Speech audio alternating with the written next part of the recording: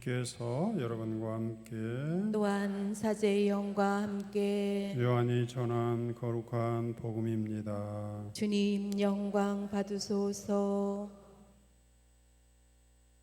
예수님의 십자가 곁에는 그분의 어머니와 이모 클레오파스의 아내 마리아와 마리아 막달레나가 서 있었다. 예수님께서는 당신의 어머니와 그 곁에 선 사랑하시는 제자를 보시고 어머니에게 말씀하셨다. 여인이시여, 이 사람이 어머니의 아들입니다. 이어서 그 제자에게 이분이 내 어머니시다 하고 말씀하셨다. 그때부터 그 제자가 그분을 자기 집에 모셨다. 주님의 말씀입니다. 그리스도님 찬미합니다. 모두 앉으시어 신부님 강론을 경청하시겠습니다. 네, 주님의 이름으로 사랑합니다. 오늘 우리는 성모님께 봉헌하는 날입니다. 성모님을 통해서 누구에게 봉헌돼요? 예수님께 봉헌된 날입니다. 예수님도 하느님께 봉헌한 삶을 사셨습니다. 성모님도 하느님께 봉헌한 삶을 사셨습니다. 우리 신자들도 봉헌의 삶을 살도록 주님께 청하고 있습니다. 봉헌은 세례를 통해서 하느님의 자녀가 된 우리 모두에게 주어진 하느님의 초대입니다. 봉헌이란 하느님의 뜻대로 살아가는 삶을 실천하고자 하는 나의 다짐이기도 합니다. 먼저 예수님의 봉헌된 삶을 봅시다. 예수님의 삶은 하느님 아버지 뜻에 온전히 자신을 내어드린 봉헌의 삶이었습니다. 예수님께서는 십자가에 매달리시기 전에 매달리고 싶었어요? 아니면 피하고 싶었어요? 피하고 싶죠. 그게 예수님이 인간 육신을 취하고 계시기 때문에 고통스러웠던 거죠. 그러나 예수님은 십자가 동산에서 아버지 내 뜻대로가 아니라 아버지 뜻대로 하소서 했자. 이게 봉헌입니다. 봉헌.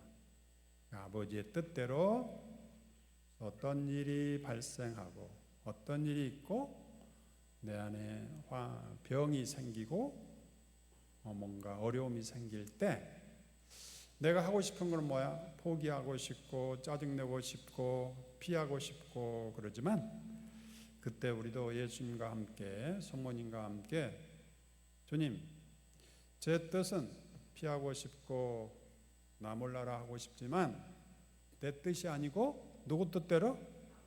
아버지 뜻대로 하소서라고 성모님과 함께 예수님과 함께 아버지 하느님의 뜻을 찾아가는 게 봉헌입니다.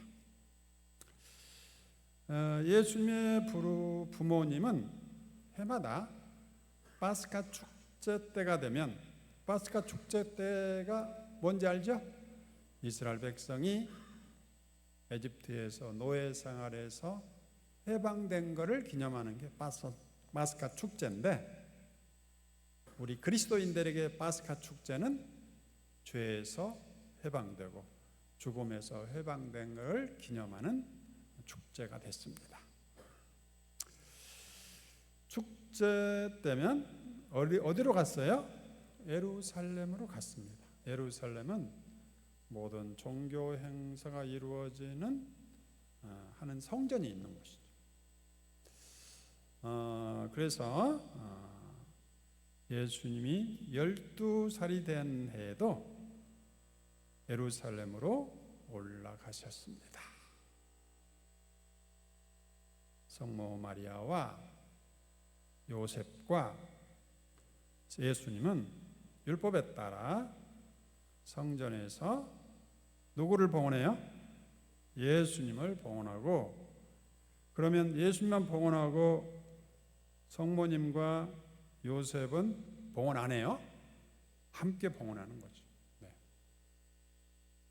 모두가 주님을 봉헌하면서 우리 자신도 봉헌한 것처럼 성모님과 요셉은 늘 하나님께 봉헌하는 삶을 사셨죠. 모세의 율법에 따라 정결례를 거행할 날이 되자 그들은 아기를 예루살렘에 데리고 올라가 주님께 뭐했다? 바쳤다. 이게 봉헌입니다. 주님의 율법에 따라 태에서 열고 나온 사내 아이는 모두 누군께 봉헌해야 된다? 주님께 봉헌해야 된다. 근데 여자만 봉헌해요? 말도 안 되지. 남자만 사람이요? 말도 안 되지. 이제는 우리 여성도 남성 못지않게 봉헌된 존재가 되는 거예요. 외쳐봅시다. 남자만 사람이냐? 여성도 사람이다. 2000년 전에는 이렇게 구분하고 여성을 함부로 대했는데 요즘에는 동등하게 우리 남성들도 봉헌하게 됩니다. 여성들도.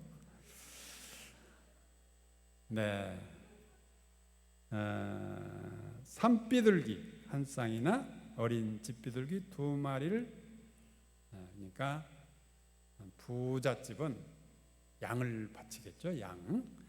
그러나 예수님과 성모님은 가난했기 때문에 이렇게 바쳤습니다. 그래서 하느님 아버지의 뜻을 실천하기 위해서 하늘에서 내려온 자체가, 말구유에 탄생한 자체가 하느님의 뜻에 순종한 것이고 아버지 뜻에 따라서 이 세상에 봉헌된 거예요. 성모님. 우리는 봉헌해서 하느님께 가지만 어떤 사람은 봉헌하고 하늘나라로 직행하는 사람이 있어요. 누가 그래요? 잠자는 사람이 그래요.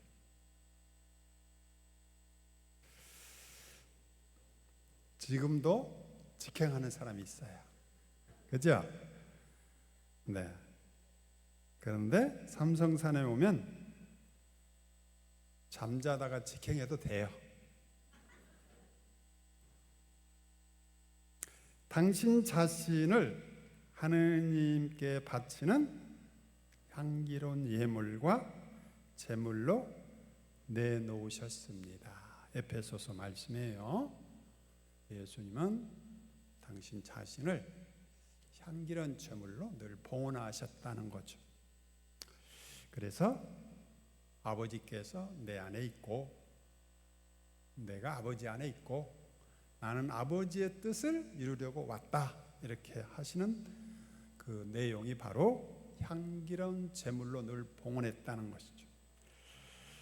우리를 사랑하시고 우리를 위하여 당신 자신을 내어주셨습니다. 언제? 성체성사죠. 받아 먹으라 내 몸이다. 우리가 용서받고 구원되는 것은 예수님께서 지금도 우리의 죄 때문에, 우리의 죽음 때문에 십자가상 위에서 지금도 아버지께 기도하고 계시는 거예요. 아버지, 저들을 용서하시고 또 사랑하시고 또 몸에 있는 모든 병을 다 치유해 주소서 하고 예수님이 십자가상 위에서 기도하고 계시는 거예요.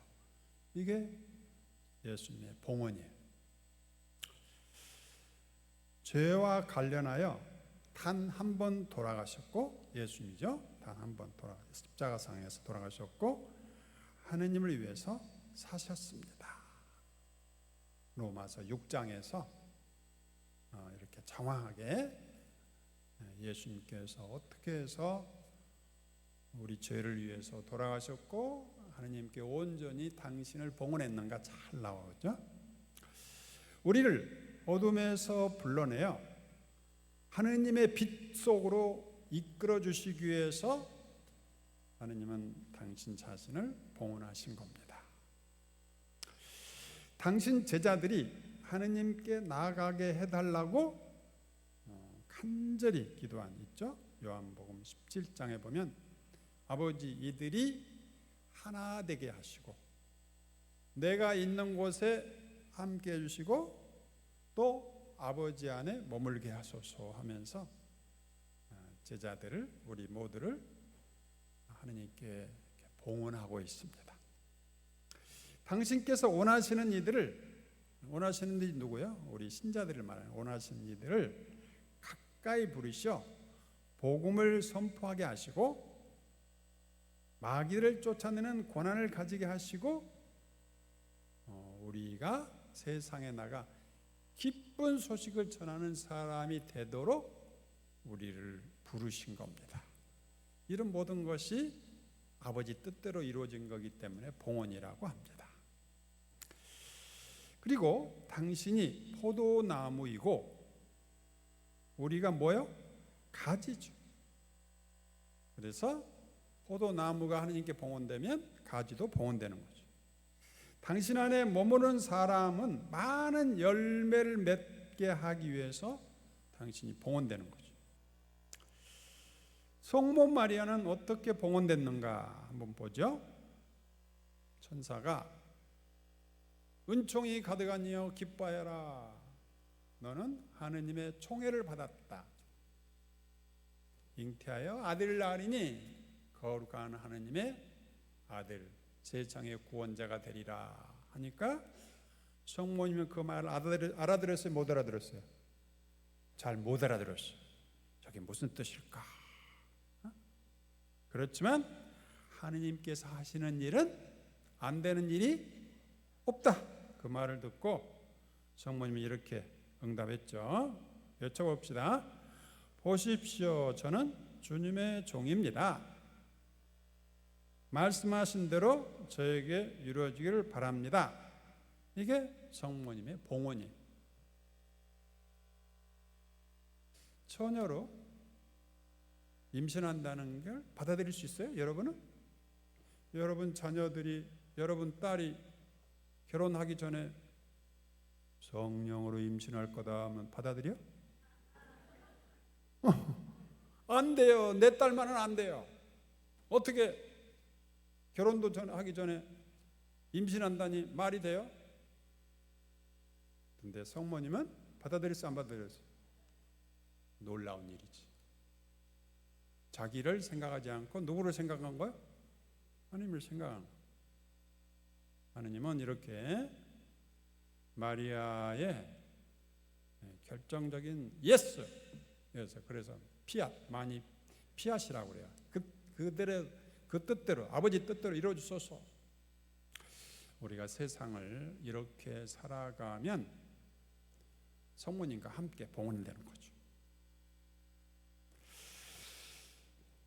다시 한번 읽어볼까요? 보십시오. 저는 주님의 종입니다. 말씀하신 대로 저게 이루어지기를 바랍니다. 이게 하느님의 뜻에 순종하는 마리아의 모습이고 이게 성모님의 봉헌입니다. 예수님을 잉태하여 낳으신 것도 바로 아버지의 뜻에 따라 당신 온 존재를 봉헌한 거죠.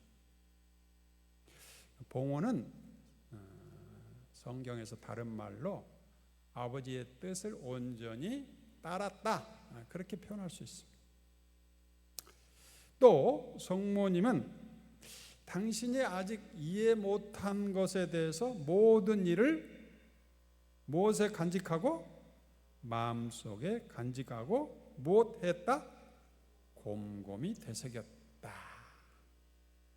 그러니까 화를 내고 거부하고 나는 안 돼요 그렇게 하지 않고 주님의 말씀을 처음에는 이해가 안 됐죠. 내가 어떻게 남자를 모르는데 어떻게 아기를 가질 수 있단 말인가? 내가 어떻게 거룩한 하느님의 아들을 임신할 수 있단 말인가?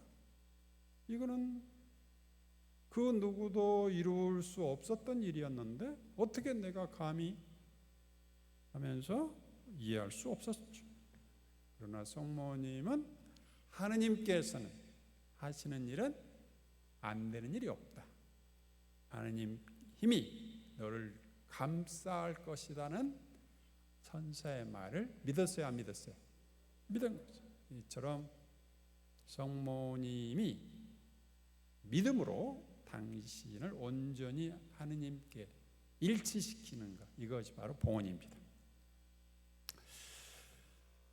그래서 성모님의 봉헌된 삶은 성모 마리아의 삶 또한 하느님의 부르심에 대한 온전한 응답으로서의 봉헌된 삶인데, 여기 있습니다.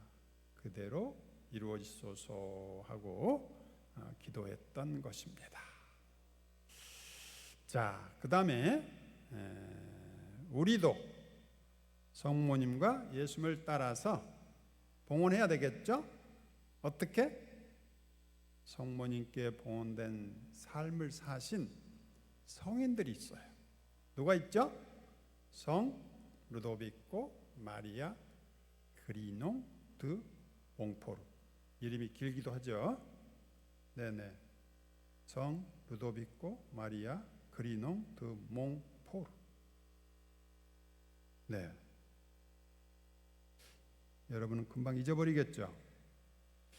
성인들의 이름은 금방 잊어버리라고 이렇게 길게 해놓은 것 같아요. 잊어버려도 돼요. 이분은 누구신가? 성모님께 대한 참된 신심을 가르쳐 주신 분이에요. 루도비코, 몽포르의 루도비코. 어떤 삶을 사셨는가? 성모님께 나아가려면 성모님을 통하는 것이 가장 좋은 길이라고 가르쳐 주신 분이에요. 그래서 루도비코 성인은 당신 자신도 성모님께 온전히 봉헌된 삶을 사셨죠. 성모님이 자신이 성모님 안에 있고 성모님이 자신 안에 있고, 그러면서 자신의 뜻을 온전히 하느님께 일치하려고 성모님의 도움을 늘 청했다고 볼 수 있죠. 이분이 쓴 책이 있어요. 읽어볼까요? 성모님께 대한 참된 신심. 그러니까 우리가 어떻게 성모님과 함께 지내야 되는가. 두 번째 성인은 성 막시밀리안 꼴베라는 분도 성모 신심의 두 번째 가라면 서러울 정도로 성모님께 자신을 봉헌한 분입니다. 누구라고요?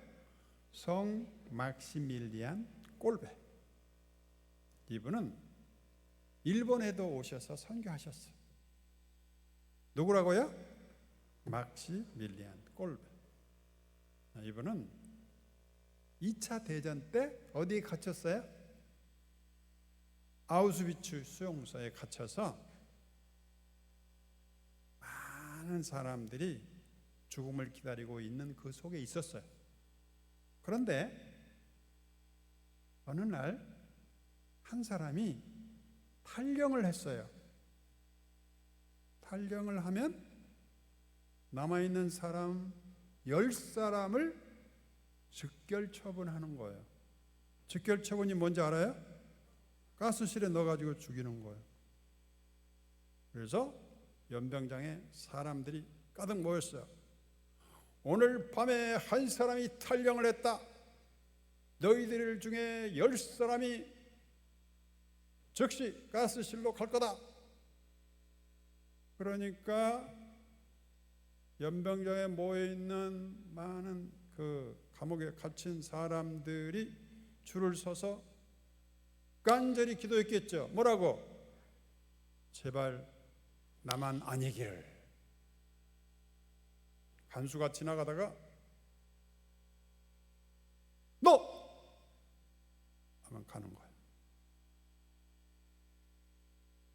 그래서 간절히 기도하고 있는데 너 하고 막 나오는 거야. 근데 한 사람이 그렇게 울면서 나는 안 돼요. 나는 안 돼요. 나는 처자식이 있고 나는 가야 돼요. 너 살아서 가야 돼요 하면서 저렇게 그때 아마 울려고 내가 왔나 그 노래 불렀는지 저렇게 울고 있는데 너무너무 서럽게 우니까 그 장교가 야 이놈아 하고 팍 때렸어요. 그러니까 더 서럽게 울겠죠. 그거를 보고 막시밀리안 꼴베 신부가 저 뒤에 있다가 손을 뽀쩍 드는 거예요. 거기서 손을 든다는 건 뭐예요? 너 죽으려고 환장을 했느냐? 그런 아주 절제절명의 순간인데 내가 저 사람, 저 울고 있는 저 사람을 대신해서 한 사람 몫을 하겠습니다. 나는 처자식이 없어. 처자식이 있어 없어? 없어. 왜? 신부님이야. 그래서 감옥 속에서 아사 뭘 못 먹어서 그러니까 완전히 물도 못 먹어가지고 아사로 떠나갔습니다. 이분이야. 그러니까 한 사람을 위해서 자신을 봉헌했는데 교회에서는 이렇게 한 사람을 위해서 자신을 봉헌했다면 성인이다. 많은 사람을 위해서 자신을 봉헌하려는 사람은 있죠. 그렇죠? 그러나 한 사람을 위해서 봉헌한다는 건 어려운 거예요.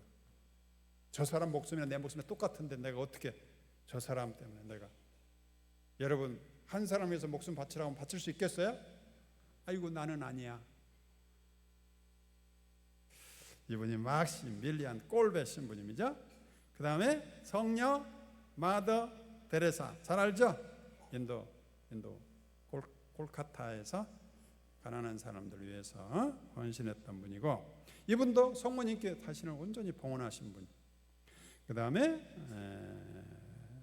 성녀 누구? 소화 데레사.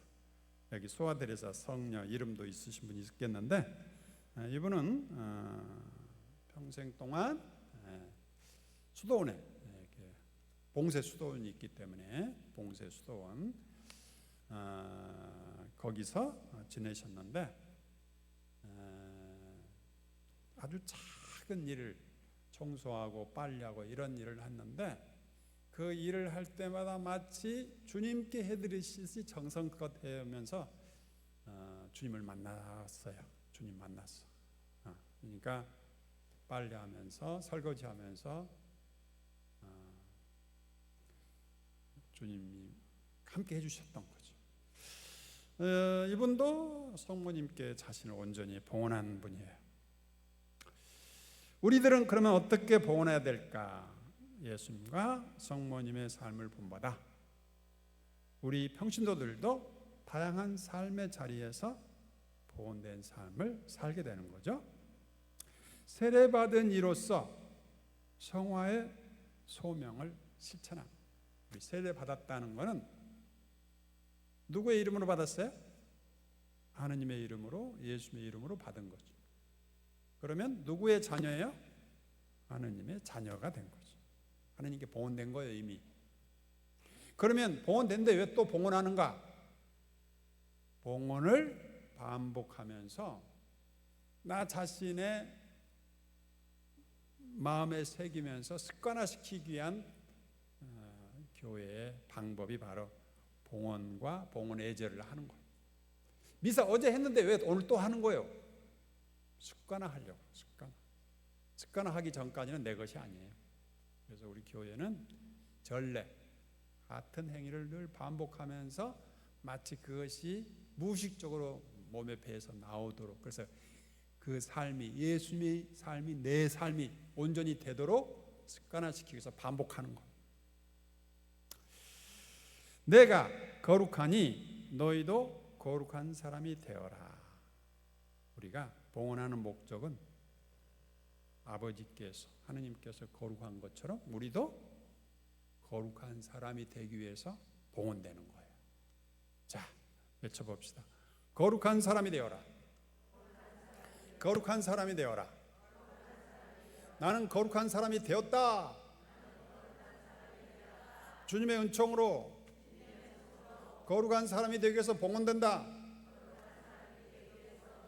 생각을 봉헌하고, 말을 봉헌하고, 행동을 봉헌하고, 마음을 봉헌하고, 내 온 존재를 봉헌하고, 남편을 봉헌할까 말까? 남편도 봉헌해버리고, 우리 자녀들도 봉헌해버리고, 온 가족이 하나님께 봉헌된 가족이 되도록 우리가 기도하는 거죠. 왜? 거룩해지도록. 주님의 은총으로, 우리 힘으로는 안 돼요. 그러니까 하나님의 힘을 빌리기 위해서 봉헌하는 거예요. 하나님의 힘. 내 힘으로 된다면 봉헌할 필요 없겠죠. 그러나 우리 모든 일이 우리 힘으로 되는 게 거의 없어요. 하나님이 선물이에요. 숨 쉬는 거 내 힘으로 돼요? 내가 숨 한 번 내가 돈 주고 사서 먹을 수 있어요? 할 수 없어요. 내가 이 세상에 살아있는 건 내가 돈 내고 살아있는 거요? 아니요. 선물이에요. 모든 게 다 선물이에요. 따지고 보면 다 선물이에요. 네.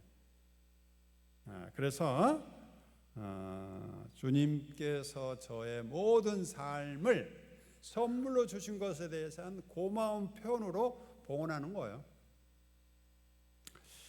우리는 세례를 통해서 하나님의 거룩함에 참여하게 되었으므로 일상생활에서 끈질기고 굳건하게 거룩함을 발전시키기 위해서 우리를 봉헌하는 거예요. 주님, 제가 자신을 봉헌합니다. 말을 봉헌합니다. 우리가 누군가가 힘들게 할 때가 있잖아요. 그렇죠?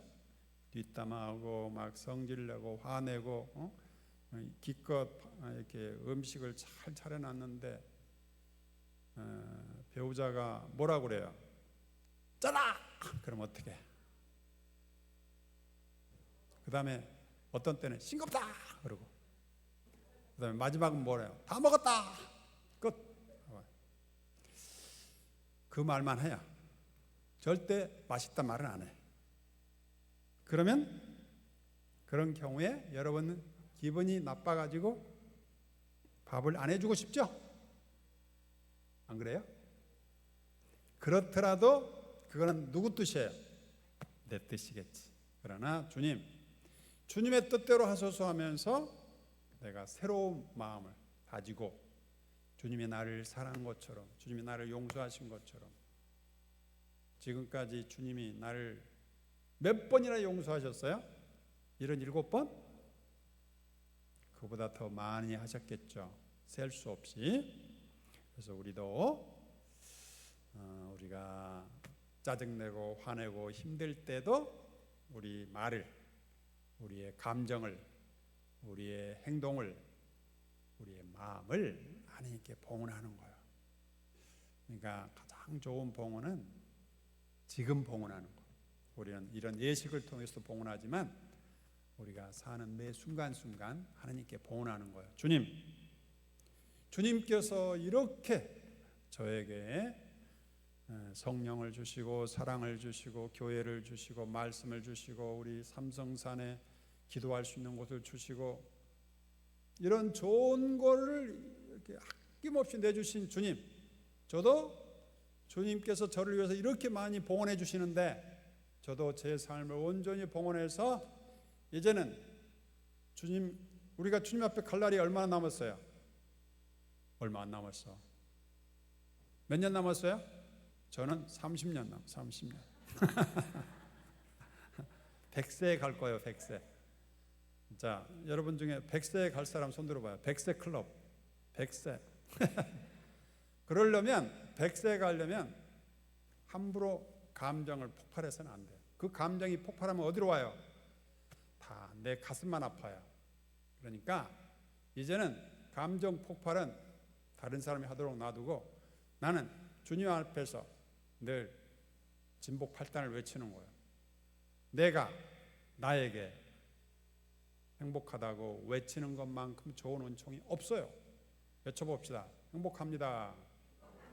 주님의 이름으로 행복합니다. 가난해도 행복하고, 슬픈 일이 있어도 행복하고, 누가 뒤에서 욕해도 행복하고, 행복합니다. 하늘나라에 들어온 사람처럼 행복합니다. 이렇게 살아가는 게 봉헌이에요. 봉헌.